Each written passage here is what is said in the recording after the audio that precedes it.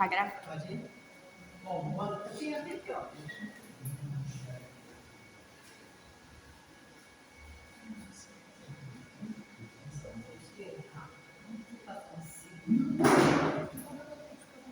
Boa noite a todos. Gente, esse entrever é porque eu tenho algumas amigas que elas não são espíritas, pelo menos elas dizem que não são, e elas ficam me cobrando quando eu faço algum estudo e não levo para elas a gravação. Aí hoje eu prometi que ia gravar. Né? Bom, boa noite a todos, que a paz de Jesus, a doce paz de Jesus envolva nossos corações e nos ajude a termos uma noite abençoada de estudo. Olha, gente, falar da perfeição moral. Não é uma tarefa fácil, a gente falar de alguma coisa que a gente não tem tanta intimidade, que a gente não tem tanto conhecimento, mas nenhum de nós vai poder alegar total desconhecimento da perfeição moral, uma vez que nós já fomos agraciados com o nascimento de nosso Senhor Jesus Cristo, nosso mestre, nosso modelo e nosso guia. A gente pode dizer sim, que nós ainda não a alcançamos, ainda não a possuímos, mas nós a conhecemos sim, porque conhecemos Jesus e em Jesus nós temos todas as virtudes que nós precisamos desenvolver em potência máxima. E são essas virtudes que vão nos ajudar a ter uma vida mais feliz e mais tranquila. A doutrina espírita nos orienta que são duas as asas com as quais os espíritos se elevam para Deus: o amor e a inteligência. No que se refere ao desenvolvimento intelectual, tudo é muito mais fácil, é menos complexo, vamos dizer assim, porque a gente precisa de uma certa curiosidade para conhecer, que sem curiosidade a gente não vai a lugar nenhum. Curiosidade, esforço, persistência, boa vontade para poder aprender. E aí a gente vai crescendo. Mas no que se refere ao desenvolvimento espiritual, é um pouco mais complexo, porque para nos adiantarmos espiritualmente, nós teremos que derrubar um inimigo poderoso, que é o velho e astucioso egoísmo. Não existe virtudes da alma, como humildade, caridade, concomitante com o egoísmo. Quando o egoísmo se instala, ele se faz senhor da situação. Então, a primeira questão é vencer o egoísmo. Mas à medida que a gente vai evoluindo intelectualmente e descobrindo a Deus, porque na realidade nós ainda não descobrimos o Pai que temos. Por isso que lá no livro dos Espíritos, na pergunta número 10, quando Kardec pergunta: poderemos conhecer a natureza íntima de Deus? E os Espíritos são categóricos: não. Falta-lhes para isso o sentido. E aí a gente pergunta: mas que sentido é esse? O que está faltando? É essa visão de Deus em nós, principalmente através da consciência, que é onde Ele fala conosco, Ele dialoga conosco, e também ao nosso redor, porque Deus está em todos os lugares e nós não vemos, principalmente nos momentos de dificuldade. A gente tem certeza que está sozinho e não estamos.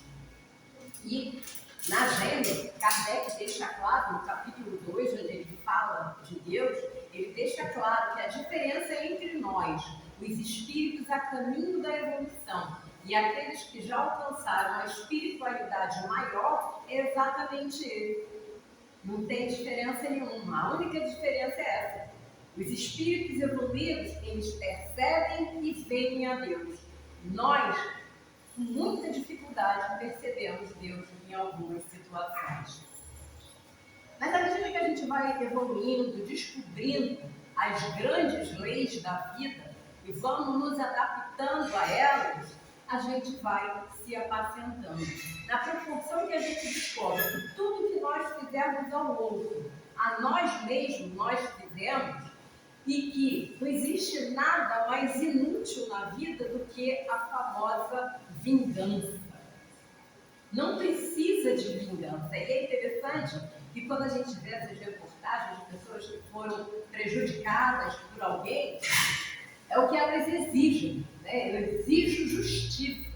A justiça de Deus ela é tão perfeita que ela não pede uma petição, ela não pede um protocolo, você não tem que protocolar documento nenhum. Somos nós mesmos que lavramos a sentença contra ou a nosso favor, com as nossas próprias atitudes.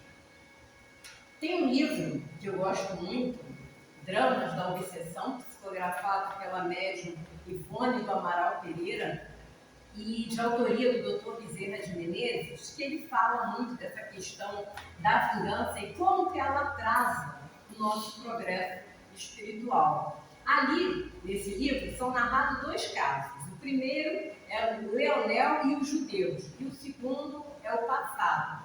O que nos chama a atenção é o primeiro caso, o Leonel e os judeus. Ali, nós vemos um caso vigoroso, assim, de uma obsessão intensa entre duas famílias. Leonel, que em 1600 e pouco, em Portugal, ele foi um inquisidor, né, pertenceu à Igreja Católica, foi inquisidor, e toda a sua família também é constituída de aqueles membros da Inquisição. Ele, a esposa e mais 10 filhos, é uma família numerosa. E eles são perseguidos por judeus desencarnados presentes dentro da casa. E o ódio dos judeus por essa família é tamanho que eles já levaram ao suicídio o pai e a filha mais velha. E a intenção deles é levar toda a família ao suicídio. O Dr. Bezerra é chamado a intervir, e quando ele vai na residência, ele diz que quem entrasse ali iria se assustar com a aparência daqueles espíritos, porque eles ainda trazem a indumentária de 1600 e poucos lá em Portugal. E mais, ele como médico identifica nos corpos espirituais desses desencarnados, ele identifica pulsos quebrados, mãos gotejando sangue, onde as unhas foram arrancadas, mordeduras de ratos gigantes, tão característica de calabouço, aquelas prisões no calabouço. E o ódio que eles têm da família é tamanho que eles não percebem a passagem do tempo, eles não se dão conta de que já se passaram 400 anos. E quando isso é relatado para um deles, ele fala com vigor: não, remoto não, tempo remoto não, foi ontem que tudo aconteceu. Então, o ódio que eles têm no coração. E um deles ainda fala: tá vendo aquele ali disfarçado de mulher, fantasiado, de que ele fala essa expressão, fantasiado de mulher? Aquele ali é o Frei fulano de tal, e relata tudo o que o Frei fez contra eles. E realmente o Dr. Bezerra afirma, é ele mesmo. Só que ele não percebe que ele não está fantasiado de mulher, ele está reencarnado num corpo de mulher. E mais, ele diz que um deles diz: nós íamos jogar um dos membros da família debaixo de um monstro horrível, que faz um barulho. Eu fiquei pensando, essa família reencarnou aqui no Brasil, no sul do Brasil. Essa família de inquisidores, eu fiquei pensando, aqui no Brasil não tem monstro. Que monstro é esse? E o Dr. Bezerra fala que o monstro é um trem daquela época que fazia aquele barulho. Ele não sabe o que é o trem, e ele mesmo fala que ele tem pavor daquele monstro. É para ver o atraso, 400 anos perdidos no ódio. E quem vem, é interessante a gente lembrar que esse ódio todo é porque os judeus eram ricos, tinham posse de inúmeras, os inquisidores, para se apropriar dos bens deles, prenderam e torturaram eles. E a tortura maior que eles guardam na alma é de uma prima, porque os judeus, a família é constituída de pai e 3 filhos jovens. Um deles era noivo da Esther, uma prima deles. Essa jovem também foi capturada pela Santa Inquisição e foi violentada por todos os inquisidores na frente de seus pais. Essa era a dor maior que eles traziam no peito.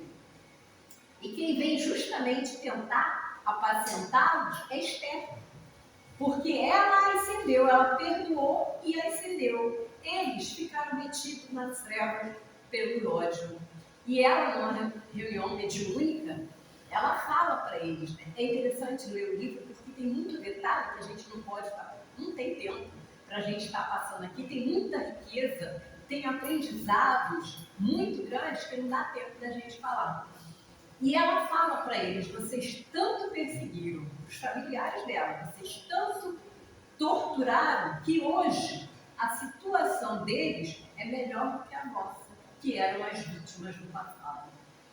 E ela fala, amados, já é tempo de perdoar, chega de ódio. Então a gente vê que o progresso moral atrasado interfere também no progresso intelectual. Eu fui buscar no Livro dos Espíritos, lá no capítulo 2, que fala da encarnação, na pergunta 132, Kardec faz a seguinte pergunta para os espíritos: qual o objetivo da encarnação dos espíritos? Por que a gente está aqui? Para que a gente está aqui? Qual o objetivo da gente estar aqui? E os espíritos respondem: Deus lhes impõe, não é solicitação, é imposição, a encarnação com o fim de fazê-los chegar à perfeição. Então nós estamos aqui para evoluir. E eles continuam. Para uns é expiação, para outros missão. Mas para alcançarem essa perfeição, tem que sofrer todas as vicissitudes da existência corporal. Nisso é que está a expiação. Então, para aqueles que cometeram erros graves, que precisam ser corrigidos, tem que passar por aquele processo que Kardec nos fala no livro Céu e Inferno. Arrependimento, reparação e expiação da falta. São essas pessoas que a gente vê sofrendo muito. Para os outros é mais leve, porque aí só tem que provar que estão na seara do bem. Mas tem outro objetivo a encarnação. Visa ainda outro fim a encarnação, o de pôr o espírito em condições de suportar a parte que lhe toca na obra da criação.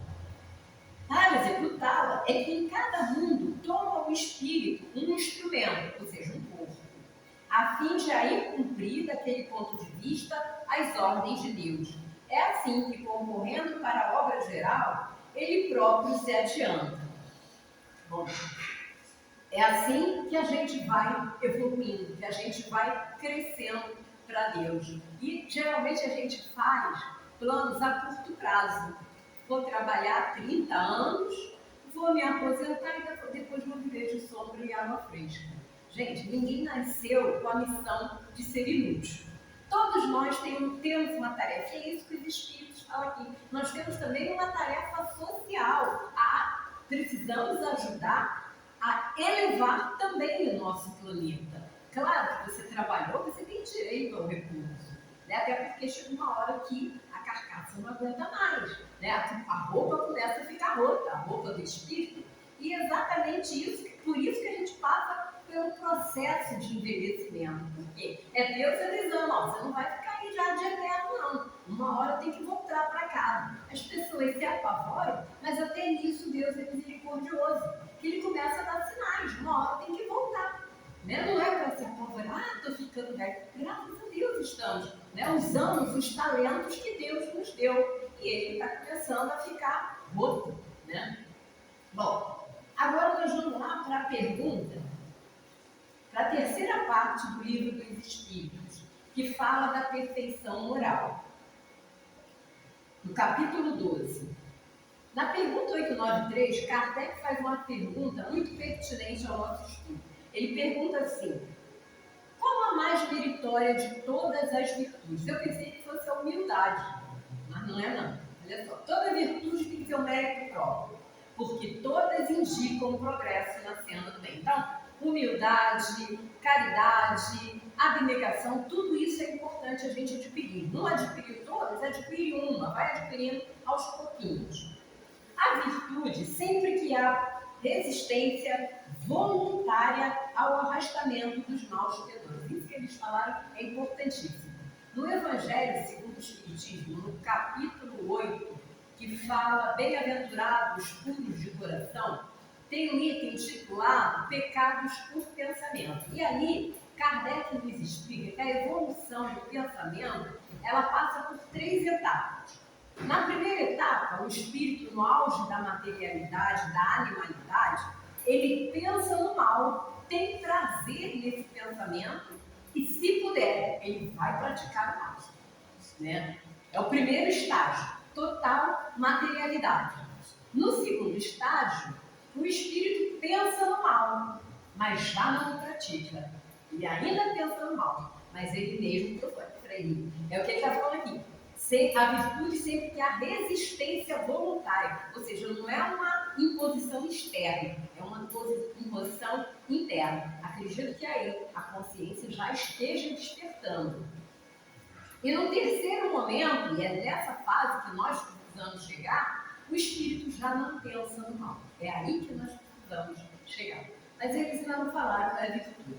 E continua. A sublimidade da virtude, porém, está no sacrifício do interesse pessoal, pelo bem do próximo, sem pensamento oculto.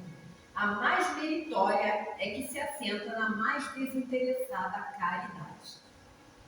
Aí a gente aprende com Jesus, né, que fazer o bem ao outro é fazer o bem a nós mesmos. E a gente lembra aqui uma passagem também que está lá no Evangelho, segundo o Espiritismo, no capítulo 13.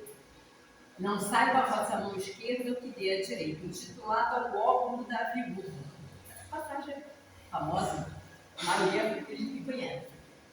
Mas tem umas coisas interessantes, porque Jesus está ali sentado de frente para o gasofilácio, quando uma senhora se aproxima e coloca ali 2 singelas moedas. Se fôssemos nós, com a nossa visão limitada, o que a gente diria? Não precisa nem botar, porque 2 moedas vai dar para quem? Não vai dar para nada.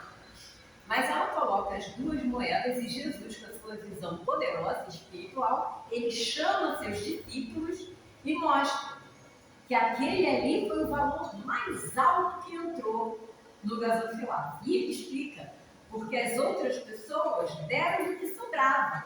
Ela está dando aquilo que ela mesmo precisa. Ou seja, ela colocou a necessidade do outro na frente da necessidade dela.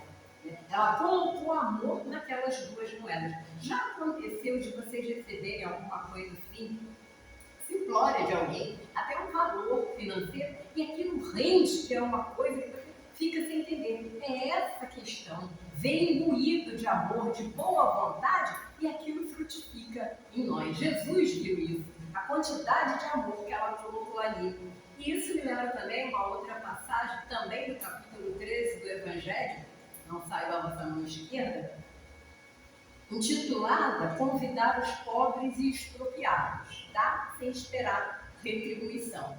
Quando a gente lê aquilo, a gente pensa que Jesus está nos chamando para dar uma festa para todas as pessoas pobres que a gente encontrar na vida. Mas não é isso não. O que Jesus está falando ali é na questão da gente dar pelo prazer de dar, sem essa questão de estar esperando alguma coisa em retribuição. Porque quando você dá esperando retribuição, você não deu nada para o outro, você está dando para si mesmo. Agora, quando você deu pelo prazer de ser agradável, aí sim você doou. E isso me lembrou um fato que ocorreu na minha infância. Eu nasci de uma família muito pobre de recursos materiais. Minha mãe ficou viúva muito nova, com 36 anos, e ela decidiu que não ia casar mais, para não criar problema para os filhos. Né? Ela tinha eu, mais 2 irmãs, 3 filhas, mulheres, e meu irmão que também não ia aceitar outro varão em casa, não. E ela decidiu, não vou casar. Então nós passamos muitas dificuldades. Não chegamos a passar, mas passamos muitas dificuldades.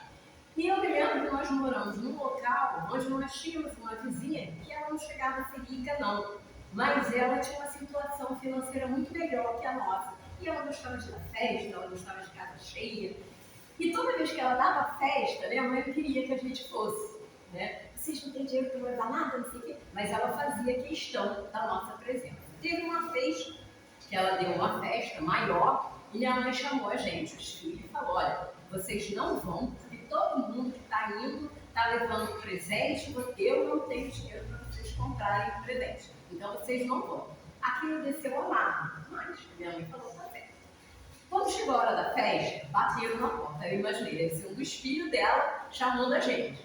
Ela veio em pessoa, toda arrumada, largou a festa dela, largou a família, largou os convidados e foi lá duelar com a minha mãe. Aí começou as duas. Minha mãe dizendo, não, que nós vamos ter aqui, não sei o quê. e ela dizendo que queria fazer a questão da nossa presença, inclusive dela. Aí a mãe, por fim, não tinha mais argumento, ela falou a verdade: olha, eles não vão, porque eu não tenho dinheiro para comprar presente e eles não vão chegar de mão abanando. E ela deu uma sentença assim, que eu guardo no coração, né, o que ela falou, e a figura dela, que hoje já não está mais entre nós, ela falou assim: mas eu não estou convidando eles para eles levarem presente. Eu estou convidando eles para eles se divertirem com as outras crianças e para nós comermos um bolo todos juntos. Quando ela falou isso, minha mãe teve mais argumento, teve que deixar a gente ir. Ela mesmo, como foi minha mãe mineira, teimosa, não foi, mas ela teve que deixar a gente ir. É isso, é você dar prazer ao outro pelo simples prazer de dar prazer. E nós mesmos, né, a gente tem a mania de estar julgando sempre as pessoas, a gente não olha muitas vezes as pessoas. Nós estamos vivendo numa época em que as pessoas estão muito carentes até de atenção. E uma atenção que você dá a uma pessoa, um aconchego que você dá, às vezes você nem resolve, você só deixa a pessoa falar, deixa ela falar, ela desabafar, botar aquilo para fora. Depois ela fica tão grata que o presente maior que a gente recebe é você ver um olhinho que estava murcho, apagado, brilhando. E até quando a gente chega, a pessoa brilha aquele olho assim. Essa é a melhor paga que a gente pode ter. Você saber que proporcionou a alguém uma certa felicidade. E isso me lembra também uma passagem do Chico, que está lá no livro Lindos Casos, do Chico Xavier, do Ramiro Gama. Nessa passagem, o Chico está saindo do trabalho. Essa passagem também é famosa, as pessoas geralmente pensam. O Chico está saindo para o trabalho quando a vizinha chama ele. E o Chico fala qualquer coisa, mas ele está atrasado, vai embora. Ele dá alguns passos, ele escuta a voz do benfeitor. Chico volta e atende a nossa irmã. E ele volta, né?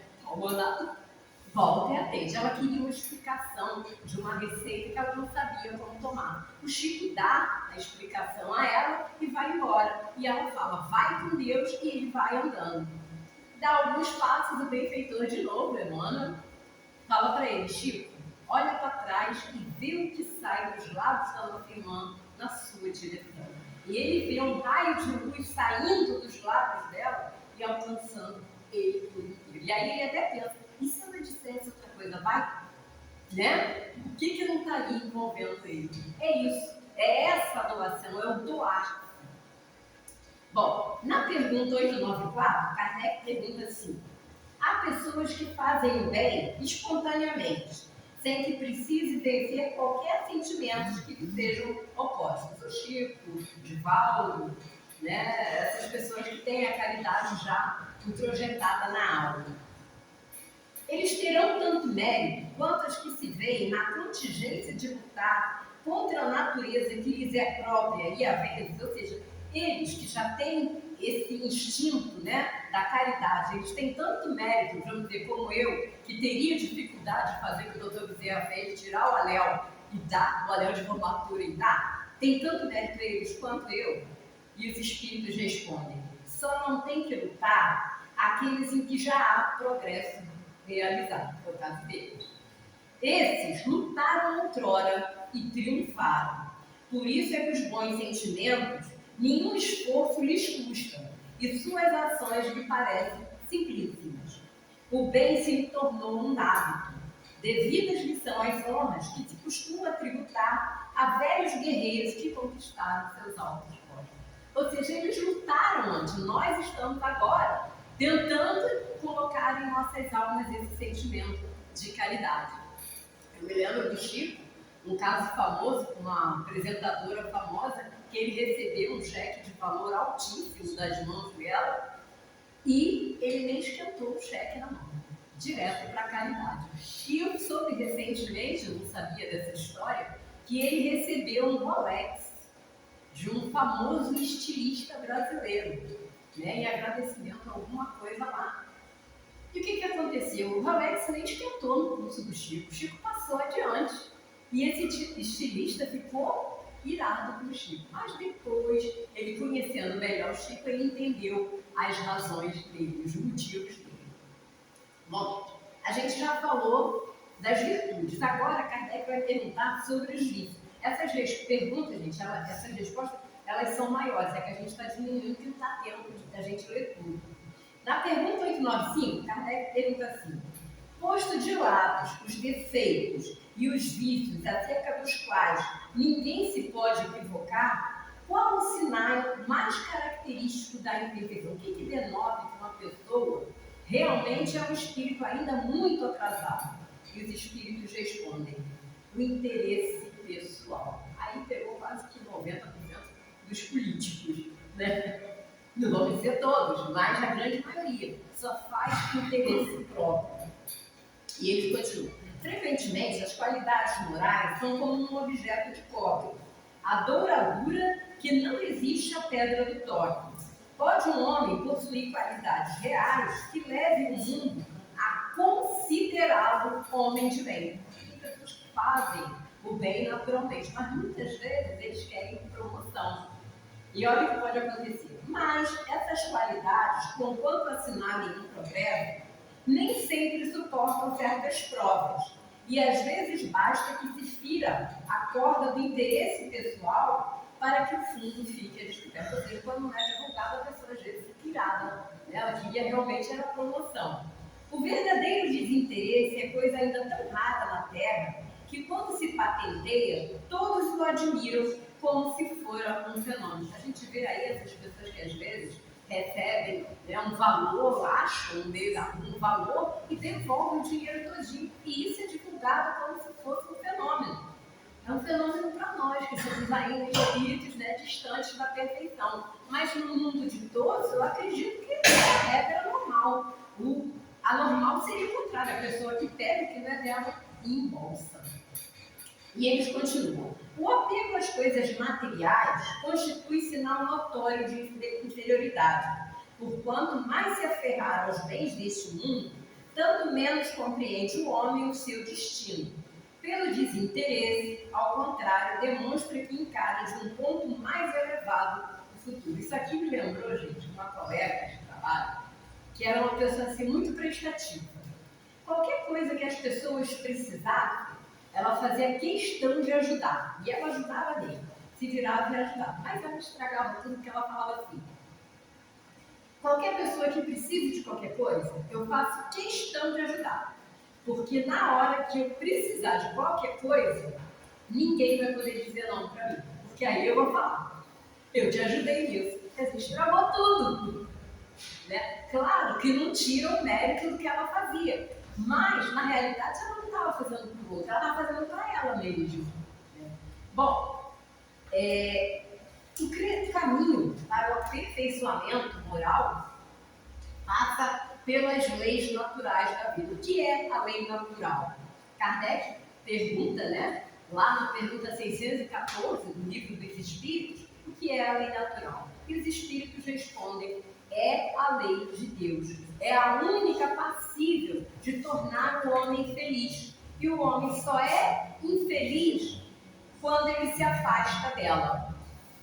Não vai dar tempo da gente falar de todas elas aqui. Eu vou citar algumas para a gente, se eu esquecer e alguém lembrar de alguma, me lembra aí, gente.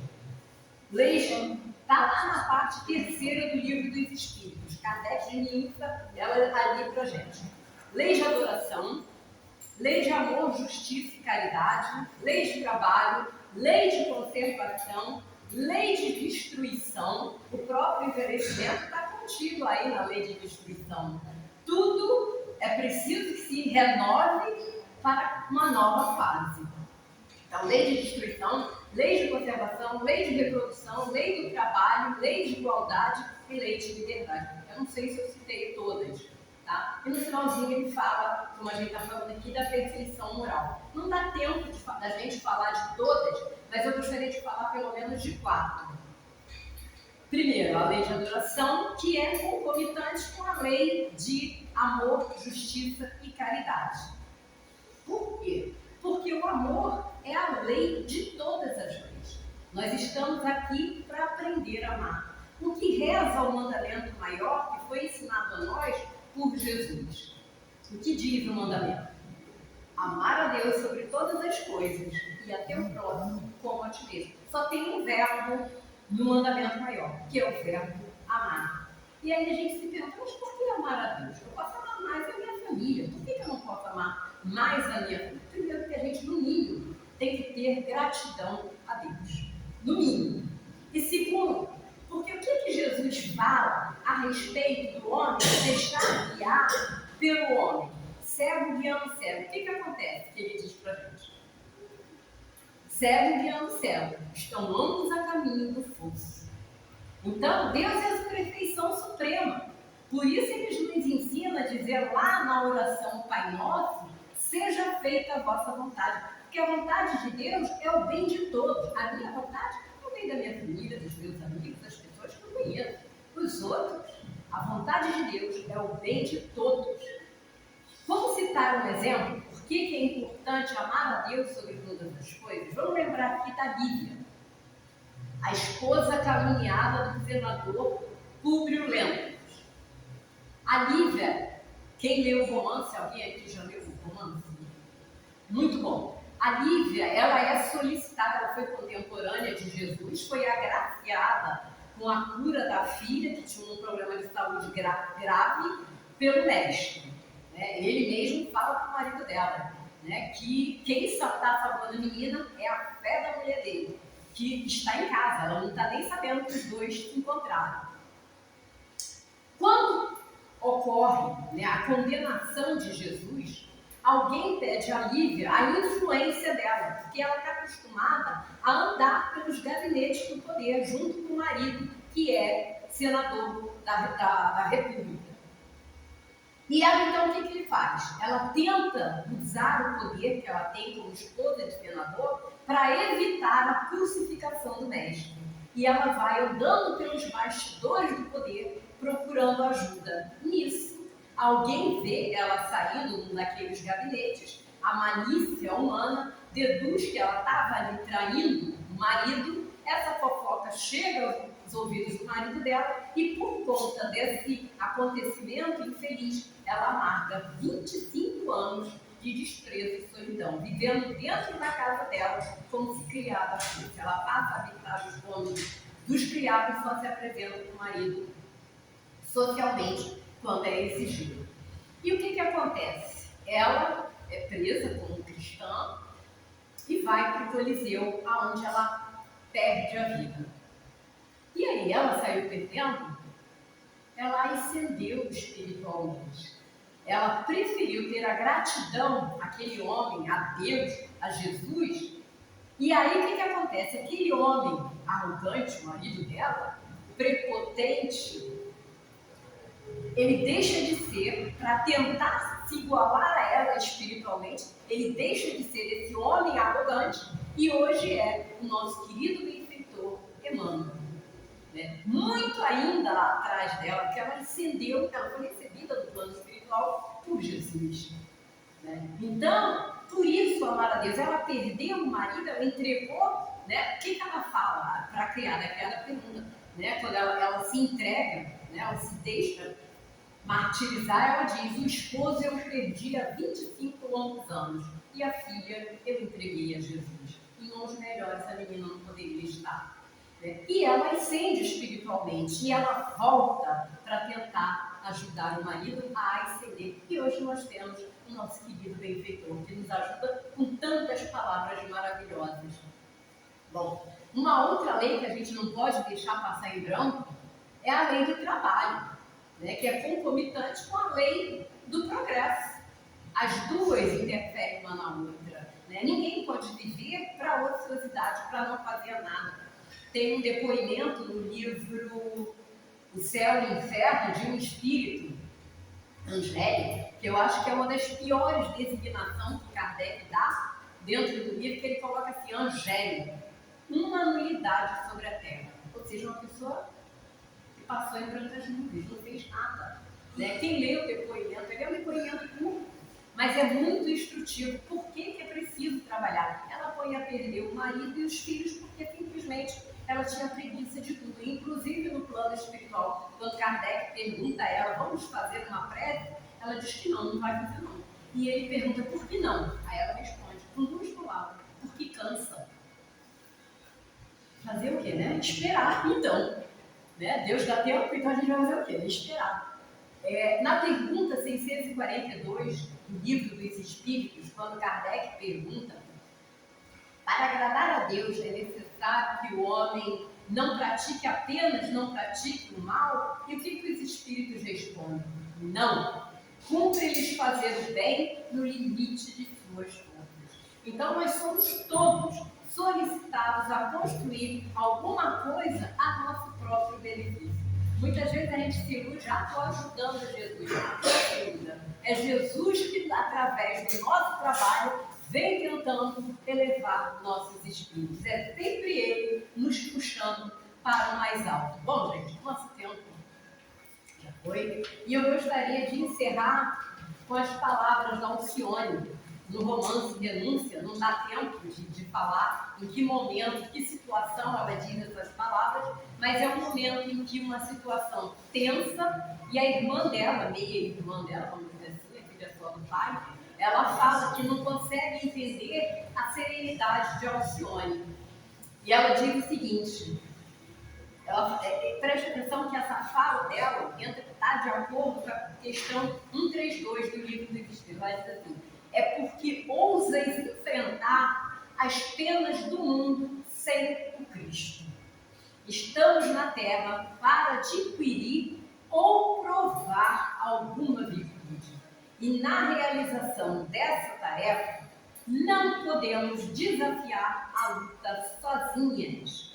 É imprescindível buscar a companhia do Divino Amigo para sermos esclarecidas a tempo. Jesus tem uma palavra luminosa para todas as situações do caminho, desde que lhe busquemos o socorro divino. Então está em nossas mãos. E a gente encerra com as palavras do Cristo aqui, lembrando que nós estamos aqui para ascender, para que um dia nós possamos dizer, como Jesus disse, eu e o Pai, a suprema perfeição, somos um. Ou então dizer como o apóstolo dos gentios, já não sou eu que vive, mas o Cristo que vive em mim. Que Jesus abençoe nossos propósitos de elevação moral e nos dê força para enfrentarmos nosso maior inimigo, que é o egoísmo. Uma boa noite a todos e fiquemos todos com Deus.